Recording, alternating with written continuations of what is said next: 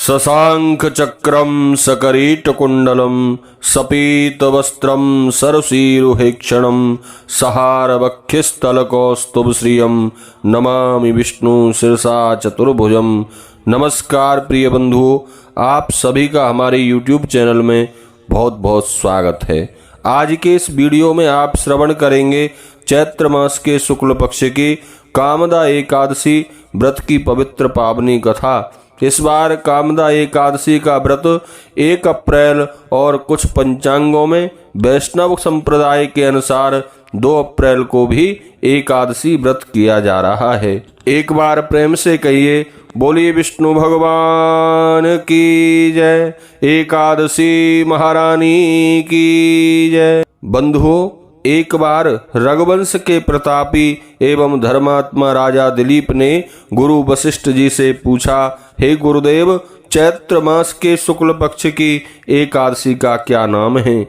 उस दिन किस देवता की पूजा होती है? इसकी विधि क्या है?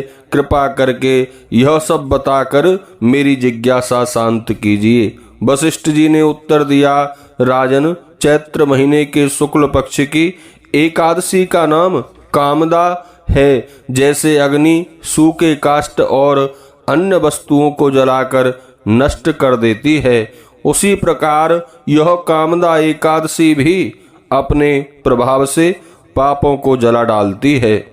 इसके व्रत से पुत्र की प्राप्ति भी होती है और बुरी योनि से भी मुक्ति मिल जाती है और अंत में स्वर्ग प्राप्त हो जाता है। इसके महात्म्य से संबंधित एक पौराणिक कथा मैं तुम्हें सुनाता हूँ, ध्यान पूर्वक सुनो। प्राचीन समय की बात है। भोगीपुर नाम का एक नगर था। वहाँ एक राजा राज्य करता था। राजा का नाम था पुंडरीक।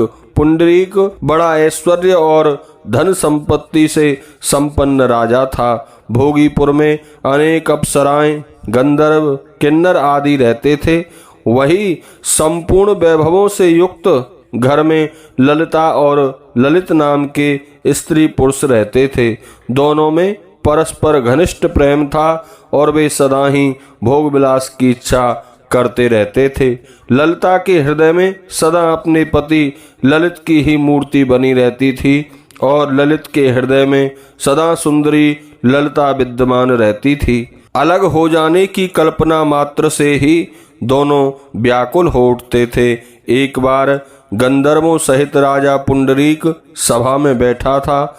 अन्य गंधर्वों के साथ ललित भी गायन कर रहा था। वहाँ उसकी प्रिय पत्नी ललिता उपस्थित नहीं थी।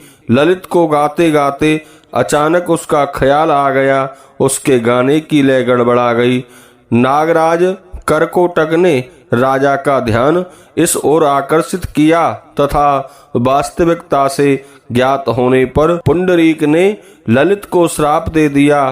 कहा, अरे दुराचारी, तू गाना मेरे सामने गा रहा था और मन में ललिता को बिठाए बैठा है। इससे गाने की लय भंग हो गई है और लोगों के आनंद में विघ्न पड़ा है। अतः मैं तुझे श्राप देता हूँ कि तू कच्चे मांस और मनुष्यों को खाने वाला राक्षस बने। तूने जो महापाप किया है उसका फल भोगे। जैसे ही पुंडरीक का कथन समाप्त हुआ, ललित एक भयंकर राक्षस बन गया। उसकी आंखें सूर्य और चंद्रमा के समान चमकने लगीं, मुंह से आग बरसने लगी, नाक पर्वत की गुफा के समान बड़ी हो गई, सिर के बाल और भुजाओं की लंबाई बहुत अधिक हो गई। उसका शरीर भी फैलकर चौड़ा हो गया। राक्षस हो जाने पर वह दुखी होकर अपने किए का फल भोगने लगा। जब ललिता ने यह सब देखा तो उसे बड़ा दुख हुआ। वह अपने पति के उद्धार के विषय में चिंतन करने लगी। सोचने लगी, अब मैं कहाँ जाऊं और क्या करूं? ललित राक्षस बनकर बीहड़ जंगलों में रहने लगा और तरह तरह के पाप करने लगा। ललिता भी उसके पीछे पीछे चलती और विलाप करने लगती। एक दिन अपने पति के पीछे चलते चलते वह विंध्याचल पर्वत पर चली गई। वहां उसे श्रृंगी ऋषि का आश्रम दिखाई दिया। वह तुरंत उस आश्रम पर गई और श्रृंगी ऋषि के सामने विनय करने लगी। ऋषि ने उसे देखा तो बोले, हे सुबे, तुम कौन हो एवं कहाँ से और किस लिए यहाँ आई हो? मुझे यह सब कुछ सच सच बताओ। ललिता बोली, हे मुने, मैं वीर धनवा नामक गंधर्व की बेटी हूँ। मेरा नाम ललिता है। मेरे पति राजा पुंडरीक के श्राप से राक्षस हो गए हैं, इसलिए मैं बहुत दुखी हूँ। कृपा करके आप मुझे कोई ऐसा उपाय बताइए जिससे उन्हें राक्षस योनि से छुटकारा मिल जाए। श्रृंगी ऋषि ने उसे आश्वासन देते हुए कहा, हे ललिते, अब चैत्र महीने में शुक्ल पक्ष की एकादशी आने वाली है। उसका नाम कामदा एकादशी है। उसका व्रत करने से मनुष्यों के सभी कार्य सिद्ध हो जाते हैं। यदि तुम इस व्रत को करके उसका फल अपने पति को प्रदान कर दोगी तो वह शीघ्र ही राक्षस योनि से मुक्त हो जाएगा और पुंडरीक का श्राप भी शांत हो जाएगा। मुनि के कहने के अनुसार ललिता ने कामदा एकादशी का व्रत किया और अगले दिन द्वादशी को ब्राह्मणों के सामने अपने व्रत का फल अपने पति को दे दिया।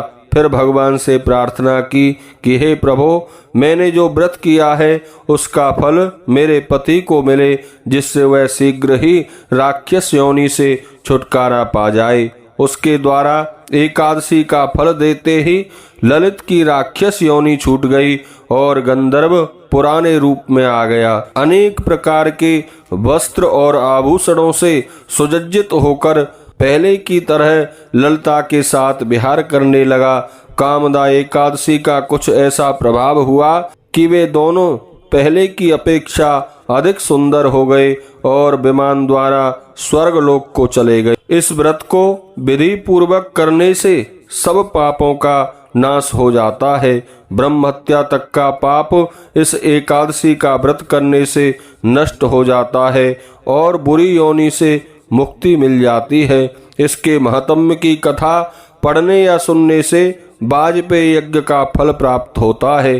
कामदा एकादशी को लक्ष्मी नारायण भगवान की पूजा की जाती है और आहार में केवल लौंग का प्रयोग करना चाहिए। बोलिए एकादशी महारानी की जय।